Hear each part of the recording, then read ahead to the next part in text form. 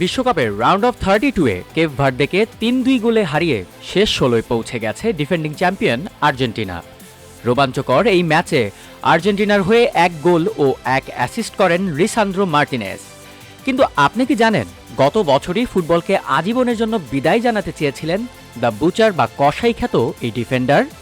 ২০২৫-এর ফেব্রুয়ারিতে English premier লিগে crystal প্যালেসের বিপক্ষে ম্যাচে মারাত্মক এসিএল ইনজুরিতে পড়েছিলেন লিসান্দ্রো। সেই ইনজুরি এতটাই সিরিয়াস ছিল যে স্ট্রেচারে করে তাকে মাঠের বাইরে নিয়ে যাওয়া হয়েছিল। এই ইনজুরির কারণে ম্যান ইউনাইটেডের হয়ে মৌসুমের বাকি ম্যাচগুলো তো বটেই, পরের মৌসুমেরও প্রায় অর্ধেক ম্যাচ মিস করেছিলেন লিসান্দ্রো। সব মিলিয়ে ২৯২ দিন মাঠের বাইরে থাকেন এই আর্জেন্টাইন ডিফেন্ডার। তখনই মানসিকভাবে খুব ভেঙে পড়েন তিনি।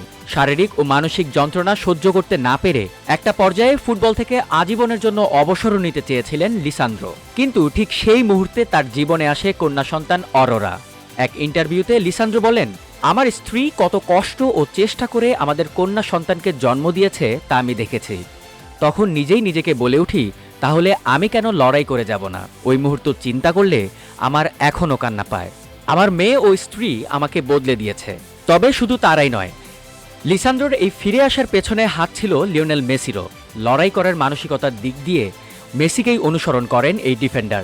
তিনি বলেন, আমি ইনজুরিতে থাকাকালীন লড়াই করা যেন বন্ধ না করে দেই, সেজন্য বারবার আমাদের ক্যাপ্টেন মেসির কথাই ভাবতাম।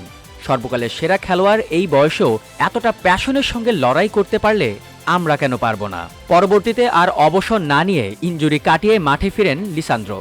সুযোগ পান আর্জেন্টিনার বিশ্বকাপ দলে। রাউন্ড অফ 32-এ কেপ ভার্দের বিপক্ষে আর্জেন্টিনার প্রথম গোলটি মেসিকে দিয়েই করান লিসান্দ্রো। এরপর নিজে করেন আরেক গোল। দলকে শেষ ১৬য় তুলেই মাঠ ছাড়েন এই ডিফেন্ডার। যে মানুষটি কয়েক মাস আগে বুট জোড়া তুলে রাখার কথা ভাবছিলেন, তিনি আজ বিশ্বমঞ্চে আলবি সেলেস্তেদের জয়ের নায়ক।